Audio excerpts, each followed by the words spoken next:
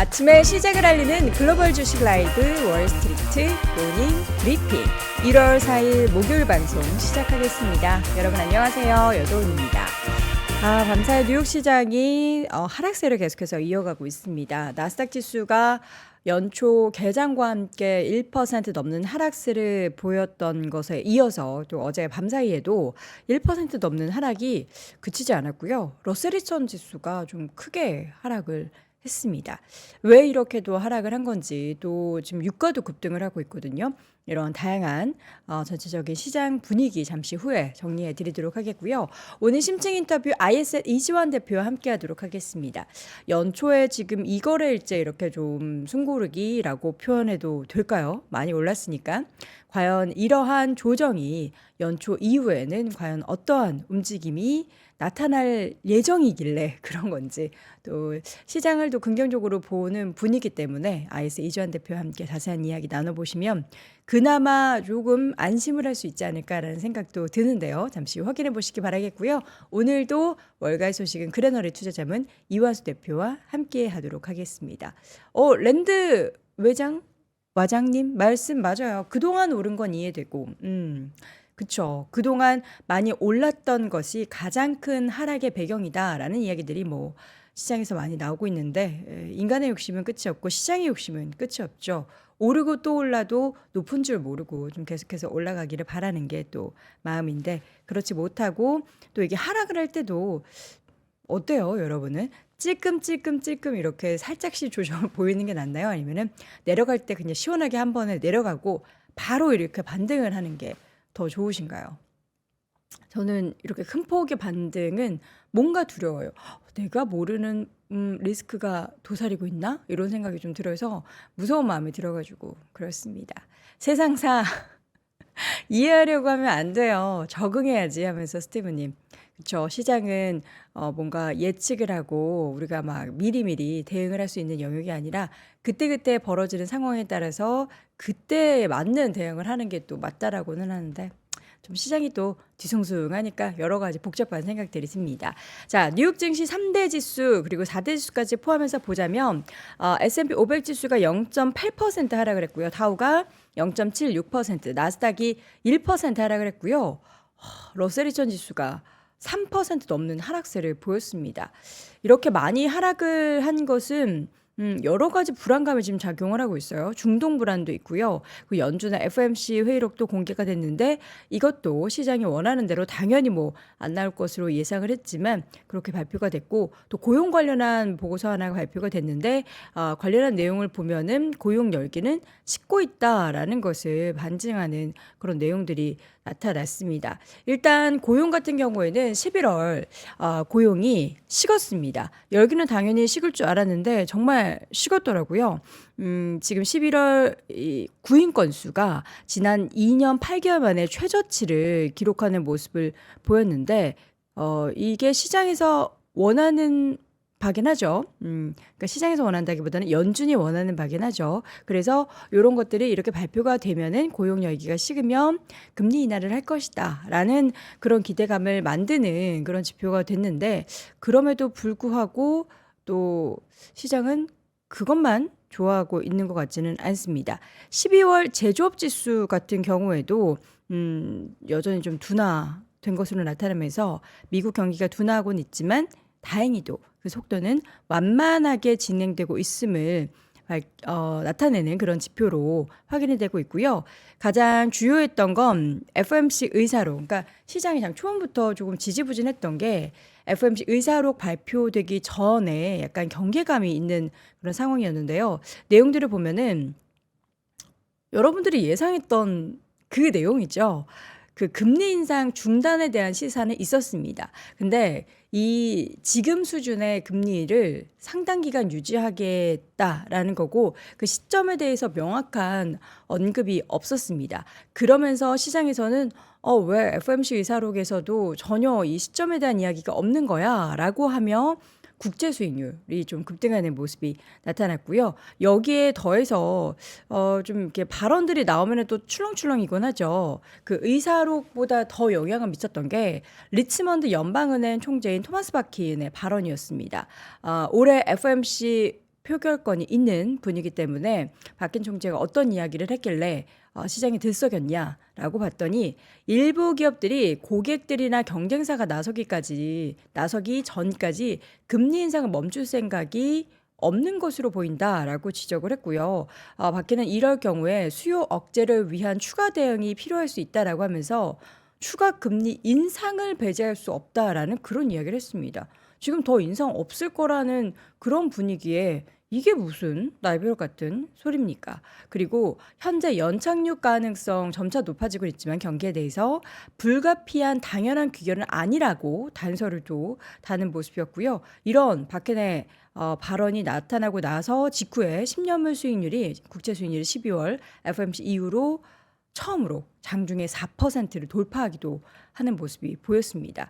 그동안 계속해서 4% 아래의 움직임 보이면서 3.9, 3.8, 3.7 이렇게 줄줄줄줄 내려갔었던 10년물 국채 금리가 다시 한번 4%를 장중에 봤다라는 게 또 시장에는 불안감으로 만들어지는 모습이었고요.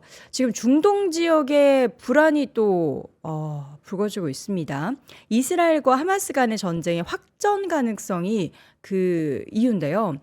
지금 보니까 공격을 했네요. 미군의 암살당했던 이란 혁명수비대 장성 추모 행사가 있었는데 여기서 100여 명 이상이 숨지는 의문의 폭발 사고가 발생을 했다. 그래서 지금 유가의 급등이 좀 많이 나타났습니다. WTI 기준으로 3% 이상의 강세를 보이면서 배럴당 73달러 선까지 다시 한번 올라갔고요. 그리고 지금 중동 내 이런 지정학적 불확실성이 고조가 되면 당연히 국제유가가 다시금 재차 고공행진을 펼쳐 보일 수도 있다라는 지적들이 나오고 있습니다. 그러면서 자연스럽게 또 맵을 볼까요? 유가의 최근에 움직임에 큰 변동이 없었던 정유주, 에너지주들이 어제는 그래도 좀 초록불이 유독 많이 들어왔습니다.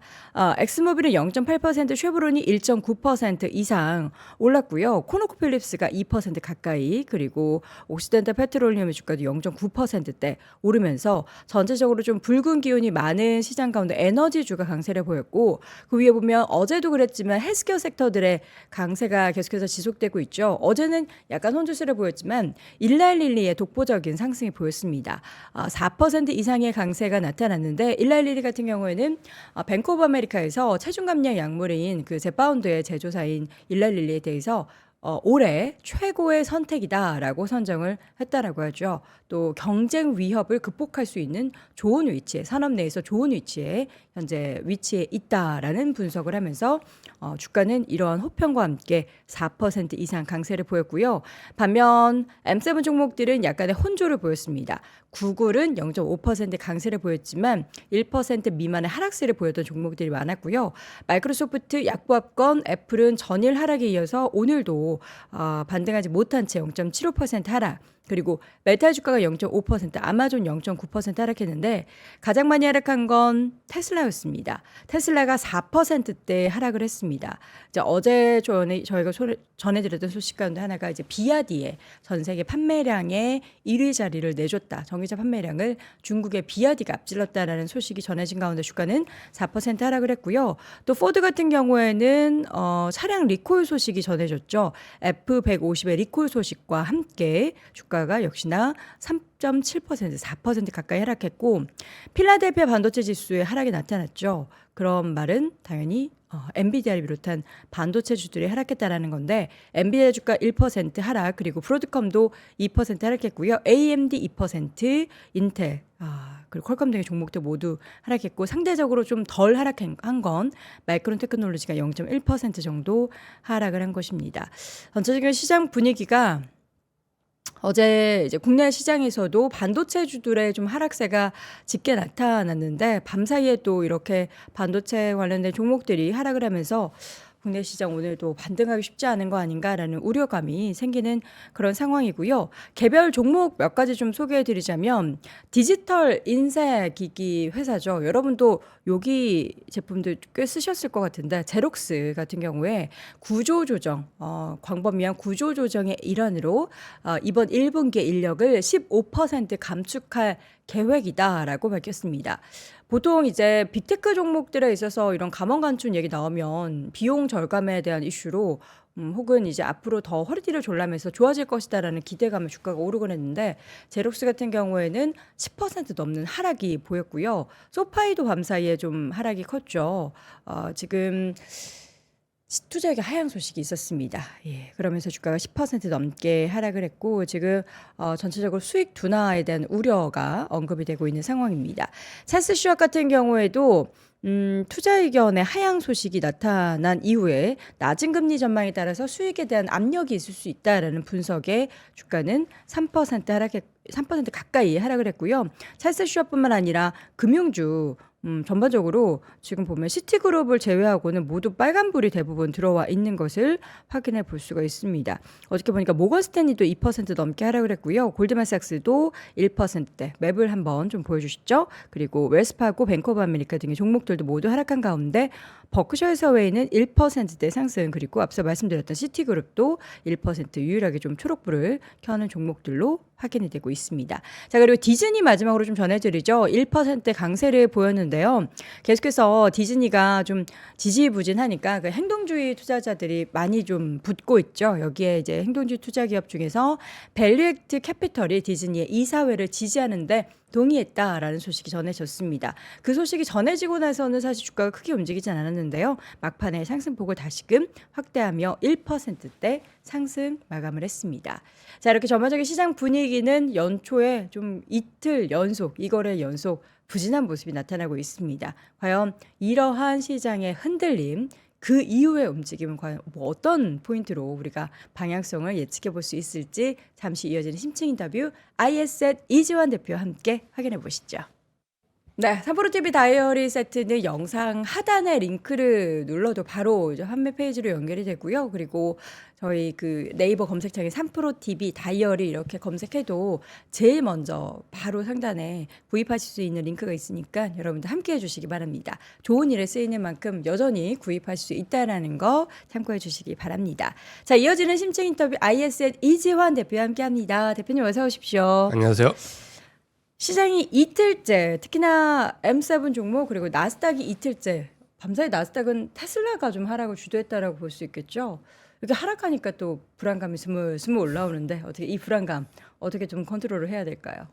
조정이 뭐 항상 좋은 건 아니고 조정을 받으면 누구나 다 기분 나쁘죠. 네. 그렇지만 이제 이 조정이 뭐 아주 뜬금없이 나온 건 아니라서 나올 만한 시기에 나왔고 나올 만한 구간이고 뭐 미국 증시로 보면 이제 뭐 9주 연속 상승을 했기 때문에 조정은 어느 정도 나올 수 있는 위치입니다. 이제 조금 억울한 거는 우리 증시는 그만큼 오르지 않았는데 조정은 또 받으니까 같이 받으니까 그 부분이 좀 억울하긴 하지만 그쵸. 미국 증시로 본다면은 지금은 조정이 좀 나올 시기입니다. 그 미국이 이제 9주 연속 상승했는데 최근에 그 9주 연속 상승에 대한 데이터를 아마 많이 보셨을 겁니다. 네, 저도 하나 어제도. 가지고 왔는데 요거를 조금 다른 시각으로 한번 볼게요. 그러니까 미국 증시가 9주 연속 상승했는데 이게 100년 동안 13번, 뭐 확률적으로는 최근 뭐 0.3% 뭐 이런 얘기를 하는데 9주 연속 상승한 거는 100년 동안 13번 정도밖에 없었고 이게 확률적으로 보면 뭐 0.3% 채 안 되는 나스닥을 제외하고는 그런 정도의 상승인데 9주 연속 상승한 이후에 대부분은 이 13번의 경우가 대부분 조정을 받았습니다. 그러니까 10주 연속 뭐 11주 이렇게 가지는 않았고요. 결국은 이 정도면 이제 조정은 한번 좀 받아야 되는 거고 조정은 대부분 받았는데 우리가 이제 이 부분을 생각해 보면 9주 연속 증시가 상승할 정도면 사실은 이게 대부분은 추세장이거나 강세장이죠. 그러니까 증시가 9주 연속 상승한다는 게 쉽지가 않거든요. 우리가 이제 뭐 이거를 엘리엇 파동으로 본다면 이게 1파 상승 정도에 해당되고 2파, 3파 상승 정도가 나올 수 있다라는 가정을 해볼 수 있는데 실제로 그 옆에 보시면은 그러면 이렇게 9주 연속 상승하고 난 이후에 1개월이나 3개월 후에 증시가 어떻게 됐을까를 보면 거의 상승을 했습니다. 그러니까 9주 연속 상승하고 이 1개월 기간 동안 대부분 조정을 받았지만 1개월 정도의 그 미만의 조정을 거치고 난 이후에 다시 추세적으로 상승했다라는 데이터인데 1개월 후에 상승 확률을 보면 S&P 500 같은 경우가 90%입니다. 그러니까 9주 상승한 이후에 1개월 이내 조정을 받으면 다시 1개월 후에 상승할 확률이 90%, 나스닥도 80%가 넘고요. 다우는 거의 100%입니다. 그러니까 1개월 후에 대부분 다 상승을 했고 이걸 3개월 후에 그럼 상승이 지속됐냐 여부를 보면 3개월 후에도 상승했던 확률이 S&P 500은 한 70%, 나스닥은 거의 90%, 다우존스도 한 80%. 그러니까 네. 조정을 9주 연속 상승한 이후에 조정은 당연히 받겠지만 이게 조정이 하락으로 전환되지 않고 1개월이나 3개월 정도 뒤쪽에 보면 다시 추세적으로 상승했다라는 부분이 확률이 지금 보시면 굉장히 높습니다. 거의 그러네요. 80%, 90%거든요. 그러니까 이걸 우리가 이제 어떻게 해석을 해야 되냐라고 본다면 결국은 이 9주 연속 상승이 단발성으로 보기는 어렵다라는 거죠. 그러니까 증시가 미국이 100년 동안 9주 연속 상승이 13번밖에 안 된다면 그때는 생각보다 훨씬 강세장이었다는 거고 우리가 그걸 체감하지 못하지만 9주 연속 상승 후에 다시 조정은 왔지만 그 조정 이후에 다시 시장은 강하게 상승을 했다라는 게 지난 데이터라고 좀 보시면 될 것 같습니다. 통계, 데이터, 숫자 좋습니다. 그래서 마음은 지금 좀 편하시네요. 안 편해요. 안 편해요? 이게 물론 많이 오른 것도 알겠고 과거에 이런 흐름도 알겠는데 터지는 얘기들이 뭐 늘 모든 일에는 다 근거가 있고 이유가 있지만 찝찝해요. 뭐 테슬라도 보면 판매량 1위 막 비아디에 내주고 애플 막 혁신 없다 그러고 그럼 뭔가 좋은 이야기가 나오면서 많이 올라서 사익 실현 매물 이러면 괜찮은데 부정적인 전망을 그런 할 수밖에 없는 내용들이 나오니까 거기에 휩쓸리면 안 되시고요. 그래요? 그래서 제가 조금 희망적인 얘기를 드리는 게 아니라 좀 냉정하게 보자는 얘기를 드릴 네. 건데 사실 제가 작년 1월달 이맘때 딱 나왔을 때도 나스닥 위주의 빅테크 기업들 위주로 올 한 해 상승을 가야 된다고 말했을 때도 분위기가 엄청 안 좋았었거든요. 그때는 정말 아무것도 없는 암울한 시기였죠. 그렇죠. 암울한 시기였잖아요. 근데 지금은 그렇지 않고 이걸 잠깐 한번 볼까요? 어제 이제 FOMC 의사를 공개됐는데 3월 달에 지금 그 금리 인하될 확률이 74% 정도 되니까 이게 아주 선반영이 되어서 지금 이제 조정의 논리는 이렇거든요. 그래서 금리 인하 기대감으로 연말에 오버슈팅이 나왔는데 만약에 어제 FOMC 의사를 열어보니까 뭐 제가 볼 때는 그냥 평이한 수준이었습니다. 원래 파월 의장이 했던 말 그대로였고. 근데 이게 우리가 너무 이제 어떻게 보면 김치 국물을 미리 마셨다라고 보는 거죠. 그래서 지금 현재 조정을 좀 받아야 되지 않을까. 이게 얘기는 타당성이 있죠. 그러니까 너무 우리가 연말에 오버슈팅했던 부분이 있는데, 근데 이 조정의 그 내용의 질을 잘 보셔야 됩니다. 어떤 부분을 보셔야 되냐면 지금 만약에 금리 인하에 대한 기대감으로 연말에 올랐던 섹터들이 이것 때문에 시장이 만약에 무너진다라고 하면 금리 인하 수혜를 받았던 섹터들이 가장 크게 무너져야 됩니다. 네. 그러니까 작년 연말에 금리 인하를 크게 받아서 상승했던 섹터들이 헬스케어, 제약바이오 쪽이고요. 그다음 자동차, 그리고 은행이었습니다. 근데 어제 오늘 이틀간 조정받는 경우에 보시면 이 세 섹터가 조정을 가장 적게 받았어요. 헬스케어는 오히려 올라와 버렸고 은행은 거의 지수 조정이 한 절반 정도밖에 안 받았거든요. 그리고 자동차는 오늘 조금 하락했지만 어제 같은 경우는 거의 보합권이었고요. 그러니까 만약에 우리가 금리 인하 때문에 시장이 그 기대감 때문에 선반영했던 부분이 무너진다라고 하면 실제로 금리 인하에서 올랐던 섹터들이 무너져야 되는데 이 섹터들이 제일 견조하거든요. 그러니까 그걸 보면 시장이 그렇지 않다라는 것이고 그걸 역으로 생각해 보면 결국 이제 많이 올랐던 나스닥이나 기초 위주의 조정을 받는 거는 말 그대로 오버슈팅 나왔던 부분, 연말에 많이 올랐던 부분 이런 부분에 대한 차익 매물이 일부 나오는 건데 이거를 제가 볼 때 너무 확대 해석할 필요는 없어 보입니다. 이제 한 가지 뭐 참고로 그 예를 들어서 어제 우리 증시 조정도 마찬가지인데 네. 그 어제 우리가 큰 폭의 하락을 했는데 어제 하락할 때 그 매도의 주체를 보면 외국인이 매도하지 않았거든요. 연기금이나 투신도 매도 안 했거든요. 어제 팔았던 거는 프로그램 매도 물량입니다.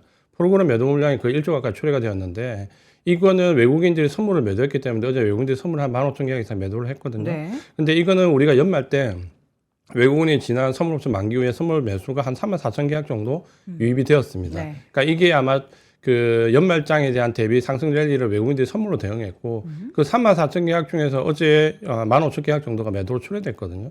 그러니까 이게 신규로 나왔던 선물 매도 물량이 아니고 선물 매수에 대한 한매도 부분이기 때문에 이 한매도에 의해서 프로그램 매도가 당연히 기관들 차익 물량이 나오게 되고요. 이거에서 조정을 받으면 사실 조정은 단기간에 낙폭은 있지만 오래가지 않습니다. 그러니까 이 구조를 좀 이해를 하시면은 사실 뭐 이번 주 정도 조정 다음 주 초반까지 받을 수 있겠지만 이 조정이 하락으로 전환할 만큼 그런 모멘텀이나 힘의 원동력 혹은 수급상의 구조를 가지고 있지 않다는 거는 꼭 기억을 하시는 게 좀 좋을 것 같습니다. 네. 우려하는 조정은 우려스럽지 않다. 그렇죠. 우리가 뭔가 위험을 알고 있으면 오히려 그게 터지지 않고 그냥 닐리리 만보 이렇게 그냥 다 좋아 막 이렇게 되면 갑자기 어느 순간 이렇게 불쑥 이렇게 악재가 터지곤 하잖아요. 그 불쑥 터지는 악재 중에 하나가 작년 또 재작년에는 전쟁 얘기가 있었고, 근데 지금도 또 밤사이에 국제유가 들썩들썩하게 만들고 한 게 또 하마스 쪽에서 그 2인자가 사망을 해서 그게 또 시장을 괜히 발목을 잡을까 하는데 이것도 괜찮아요? 이것도 크게 영향을 미치진 않을까요? 크게 영향 안 미칠 것 같고요. 제가 조금 이제 단정적으로 말씀드리는 부분은 네. 우리가 항상 증시가 어떤 변곡이나 그 조정상의 위치에 있을 때 항상 우리를 압박하는 어떤 모멘텀이나 요인들이 있습니다. 그러니까 그 요인들이 예를 들어서 펀더멘탈에 영향을 줄 정도면 당연히 우리가 긴장을 해야 되고요.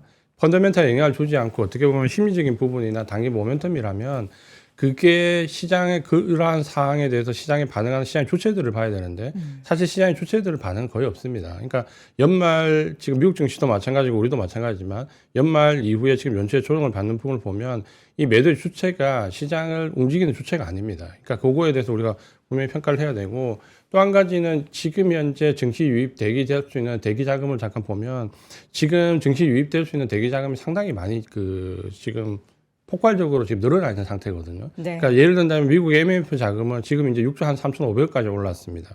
그러니까 이 MMF 자금은 대부분 이제 단기적으로 갈 곳 없는 그 자금들이 몰린다라고 하는데 대부분은 단기 국채에 대해서 투자를 해서 거기서 나온 수익인데 이게 사실 작년에는 좀 짭짤했습니다. 그러니까 왜냐하면 국채 금리가 작년에 워낙 공허했잖아요. 그러니까 굉장히 짭짤했는데 이게 지금 이제 국채 금리가 뭐 지금 반등은 나오지만 추세적으로 보면 하락 기조에 들어와 있기 때문에 여기 있는 자금들이 계속 머물러 있다기보다 이제 이동할 준비를 하고 있다라고 봐야 되는데 그러니까 이 자금들이 올해 대부분 증시에 유입될 가능성이 상당히 높다라는 게 대부분의 평가입니다. 그러니까 조정을 이번에 어느 정도 가격 조정이 유도가 되면 여기 MMF에 있는 대기 자금의 상당수가 증시로 유입될 가능성이 높다라고 보여지고 요거는 역으로 보면 우리도 지금 증시 그 고객 예탁금이 어제 기준으로 보면 59조 원까지 올라갔거든요. 그러니까 조정을 받으면 유입될 수 있는 증시 자금들이 대기 자금들이 많기 때문에 생각보다 조정이 그렇게 오래 가지는 못할 것 같습니다. 그러니까 지금 받아야 될 조정 구간에서 받아야 될 시점에서 그리고 받아야 될 구조상에 의해서 받는다는 것은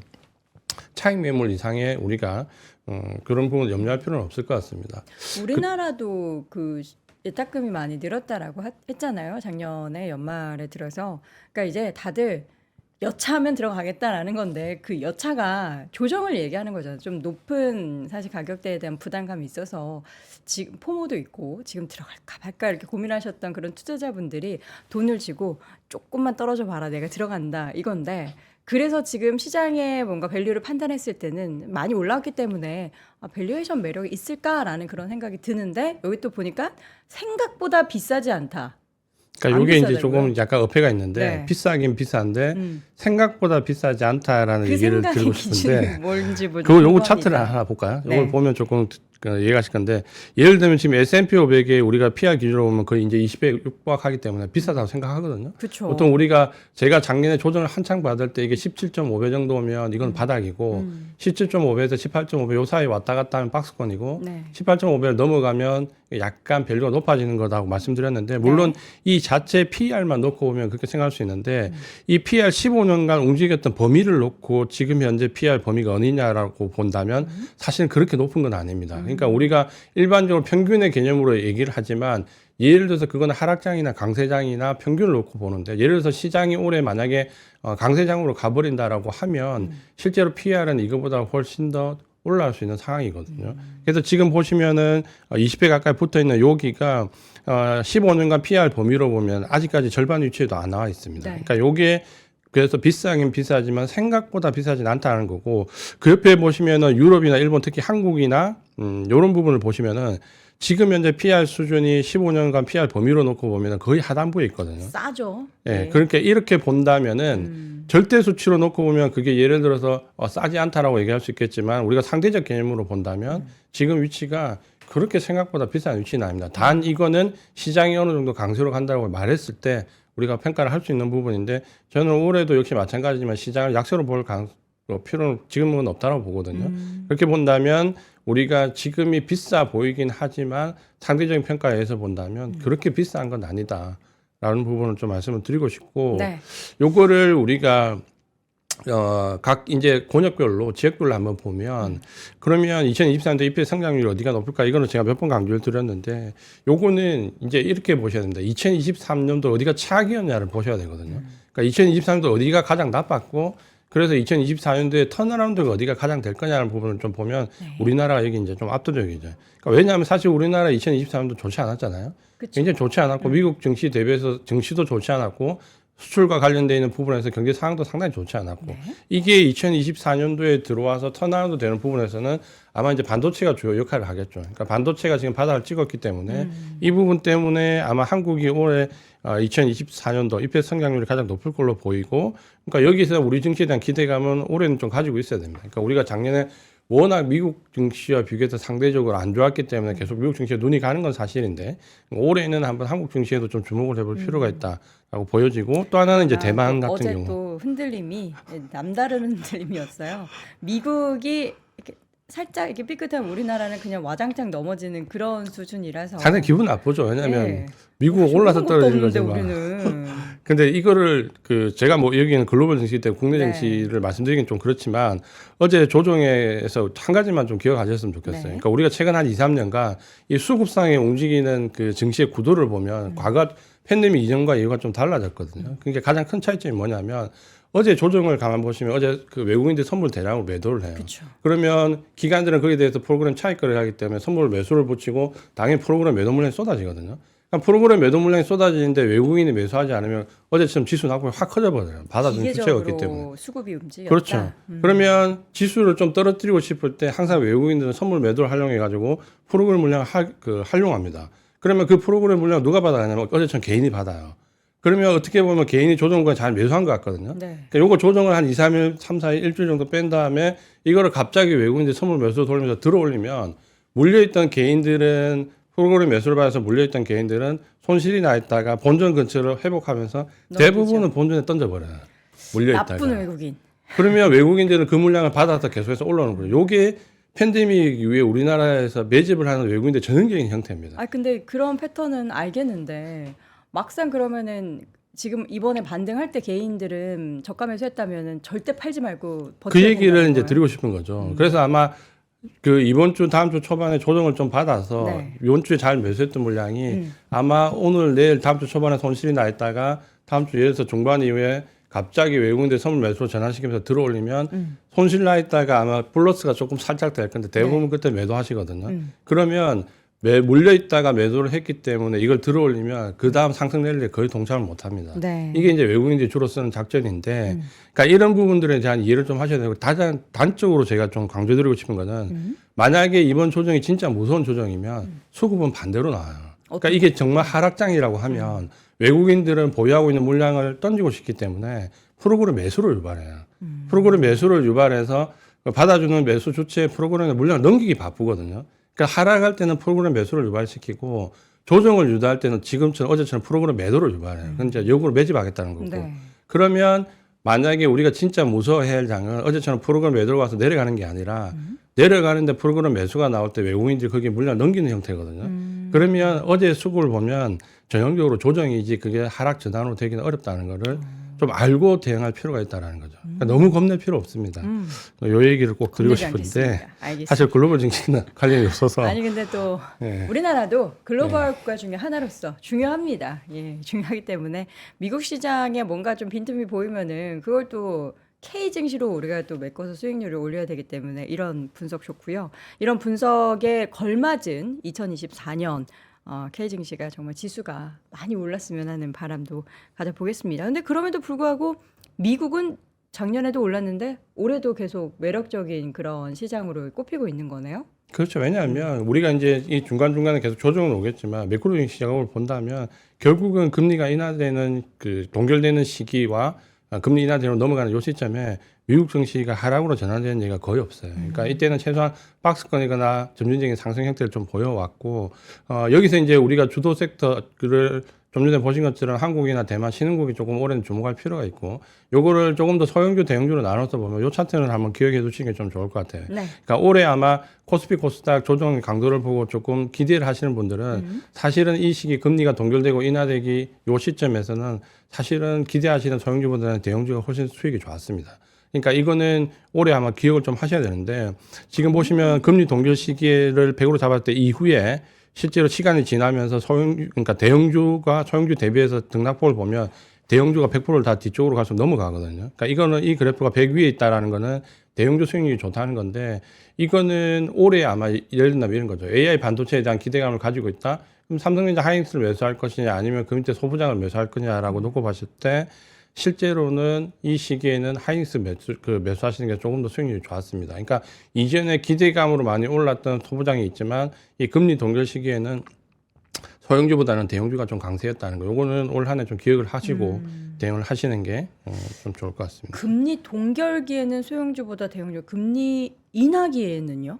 그러니까 금리 인하기를 이번에는 아주 다르게 봐야 됩니다. 그러니까 이번 사이클에서는 우리가 과거 사이클에서는 금리가 인하될 때는 딱 그거거든요. 경기가 불안해지거나 혹은 불안해질 것 같아 보험성으로 인하를 하는데 이번에는 그런 인하가 아니라 마지막 장에 제가 이제 말씀드렸던 이 파월의 발언을 역시 마찬가지인데 금리가 인하되는 게 어떤 경제 악화가 그러니까 디플레이션으로 가는 게 아니라 실제로 이 인플레이션이 좀 완화되는 디스인플레이션 상황에서 나오는 거기 때문에 제가 볼 때는 금리 동결 시기와 거의 동일하게 봐야 될 가능성이 좀 있습니다. 그러니까 우리가 이전에는 경기가 악화되면서 나왔던 금리 인하에 아주 익숙해져 있는데 지금은 그런 게 아니라 그냥 디스인플레이션 상황 때문에 금리가 인하된다라고 하면 금리 동결 시기의 시장 구도가 그대로 이어질 가능성이 좀 높습니다. 그러니까 요게 기존의 경제 사이클과 이번에 팬데믹 이후의 경제 사이클에서 제가 볼 때 가장 큰 차이점이거든요. 요걸 역으로 이야기하면 주식을 좀 더 하기 편안한 상황이 좀 이어질 수 있습니다. 그러니까 지금은 수익을 향해서 계속해서 나아갈 수 있는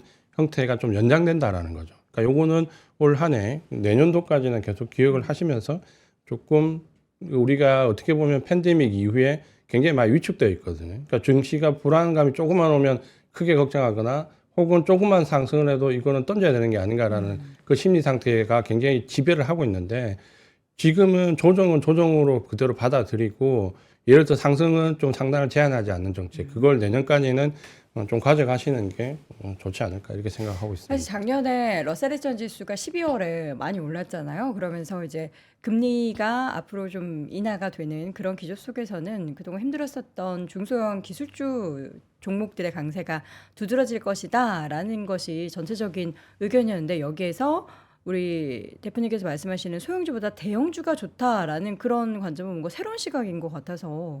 근데 사실 이게 통계적으로 봤을 네. 때는 전통적인 시각인데 대부분의 이제 그 전문가분이나 에너지들이 네. 해석을 그쪽으로 하셔서 저도 약간 의외였습니다. 그러니까 제가 뭔가 특출나게 말씀드리는 게 아니라 네. 그냥 통계상으로 보면 이때는 대형주가 수익률이 높았는데 저도 그러다 보니까 이거 소형주를 사야 되나라는 생각 안 하는 건 아닌데 그래도 저는 교과서적으로 말씀드리는 게 좀 맞을 것 같아서 네. 이 시기에는 대형주가 소형주보다는 수익이 좀 좋았습니다.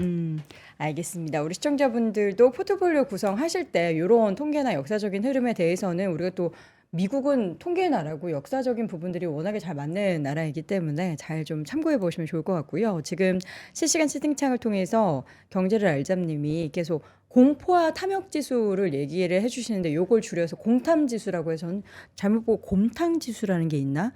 곰탕? 곰탕이 왜 나오지? 이런 아침이라서 그런지 공복이라서 그런지 저는 곰탕 지수로 봤는데 요새 공포와 탐욕 지수가 어떻게 좀 시장의 방향을 좀 가늠을 하고 있죠? 그 이제 비관론을 보실 때 이게 좋은 하나 핑계 되거든요. 네. 우리가 이제 픽스 지수 같은 경우에 20 이하로 떨어질 때는 안정적, 20 이하로 올라가면 하락 추세.